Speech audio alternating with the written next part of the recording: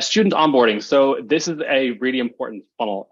This is where when a student joins your course, you want to make sure they have a frictionless entry into your courses. They know how to do things, they know how to find things, they know how to log in, etc.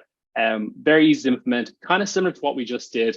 You'll see about 30% improved retention. So if a user knows how to use your site, remember, they're brand new to Thinkific, they may have never seen this course player before, they might know how to make their way around. You're basically handing them a map and encouraging them as they go along.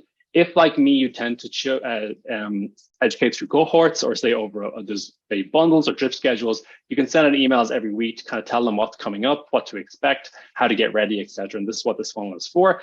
This funnel also reduces refunds.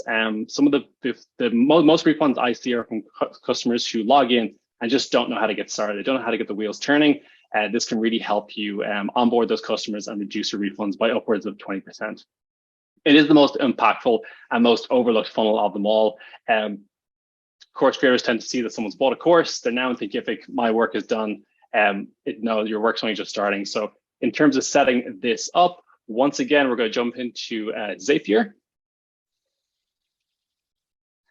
And this is going to be quite simple to set up. So I should be able to quite quickly. So once again, the app event is going to be in Thinkific. The nice thing about this particular funnel is you can also customize it based on the course. So for example, if you say in my example school, I have an accounting course and HR course, you can have different funnels for different courses. So I'll just kind of point that out as we go along. So we're going to do, again, a new full enrollment, choosing my Thinkific account. And this particular course is going to be for the accounting course. Once again, you could choose all your courses here as well, but I'm just going to focus on the hypothetical of if you wanted to have a particular onboarding for a particular course. Once again, we'll test that trigger. Perfect. So the action here, again, is going to be a MailChimp. And we're going to add or update a subscriber. We can also add a subscriber to a tag, because I'm going to assume in this particular example, the user is already in MailChimp, so we can do that. Once again, choose my WooNinja MailChimp account. Choose my audience, which is going to be, again, WooNinja. And the tag I'm going to apply is fully enrolled. And the email address I'm going to use is coming in from Thinkific.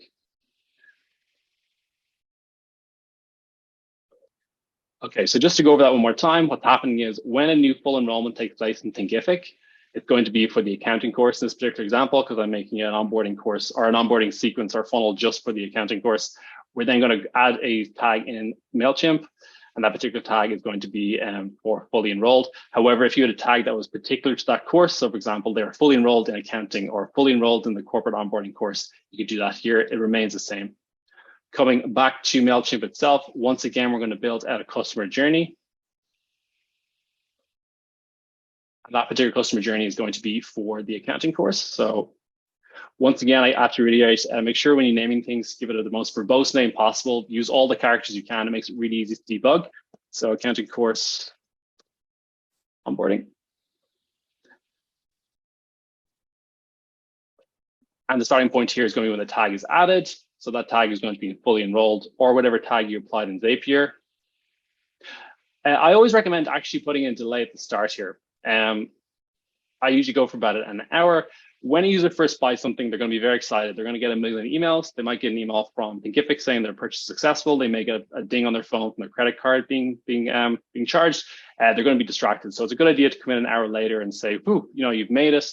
Welcome to the course. My name is Colin, introduce yourself," and then point out the key things you need to know. Here's how you sign in, here's how you sign out, here's how you get in touch with me. And that first action is going to be an email. And from here, it's really up to yourself in terms of how you teach. So for example, say you did a weekly release of material, they're on a drip schedule. Your particular rule here might be a time delay, and that time delay would be 1 week. And then a week from now, you would send them another email, and that email would prep the course taker, the student, for what's coming up in that week lesson. It could also be a bit shorter. Perhaps you maybe only do a 3-hour delay. If you're like me, you teach IT consulting and someone needs to download software, and the first lesson is how to download that software, you might want to follow up very quickly within about 2 hours and say, did you manage to download the software? Anything I can help you with, etc. So how this flow actually works is entirely up to your school, but the overall methodology is the same. We come into Zapier, We're going to tag them as fully enrolled. And when they go to this customer journey, as they're fully enrolled, we're going to then move them through based on time delays and send them emails. So that's probably the most simple funnel I've shown today, but is definitely the most overlooked. I would say 50 to 75% of Coursera's I speak to don't have this set up, and it's really, really impactful.